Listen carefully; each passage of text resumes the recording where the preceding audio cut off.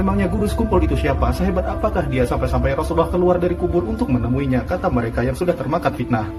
Padahal fenomena tentang keluarnya Rasulullah dari kuburnya untuk menemui orang-orang yang beliau cintai bukanlah yang pertama kali yang terjadi di masa Abah Guru Sekumpul saja, melainkan sudah pernah juga terjadi pada kisaran abad ke-11 Hijriah, yang mana pada saat itu diceritakan ada 3 orang ulama dan wali dari kota Tarim yang berangkat menuju Madinah Al-Munawwarah, di mana jasad suci Rasulullah SAW bersemayam. Ketiga ulama itu adalah Habib Abdurrahman bin Mustafa Al-Idrus sahib Mesir, Habib Syekh bin Muhammad Al-Jufri, dan Habib Abu Bakar bin Husin bin Baqi sahib Aceh.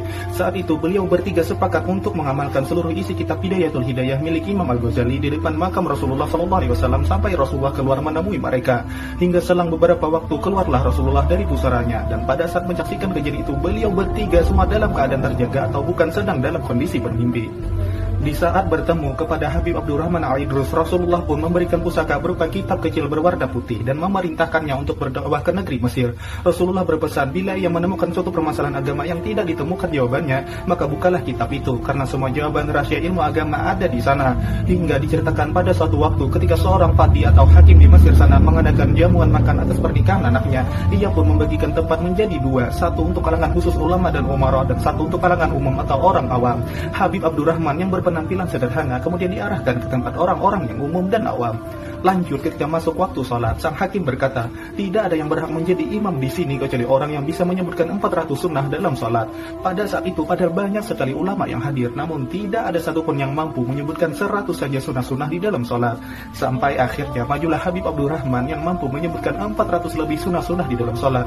Kesemuanya itu beliau temukan dalam kitab putih yang diberikan oleh Rasulullah SAW pada saat itu. Hingga setelah itu pun beliau pun diangkat sebagai imam, dan sejak saat itu pula lah keilmuan beliau semakin dikenal di masyarakat Mesir. Adapun pemberian Rasulullah untuk Habib Syekh bin Muhammad Al-Jufri adalah pusaka berupa piring, yang mana pada piring tersebut keluar makanan sebanyak yang dibutuhkan orang tanpa pernah habis. Sedangkan kepada Habib Abu Bakar bin Husin bin Baqi, Rasulullah memberikan beliau sebuah tongkat yang jika dibukukan ke tanah, keluarlah harta apapun dan sebanyak apapun yang beliau butuhkan. Masya Allah, dari cerita ini dapat kita simpulkan bahwa fenomena keluarnya Rasulullah dari makam beliau bukanlah hal yang baru bagi kalangan ulama yang wali. Apalagi ulama itu adalah para cucu keturunan yang dikasihi oleh beliau.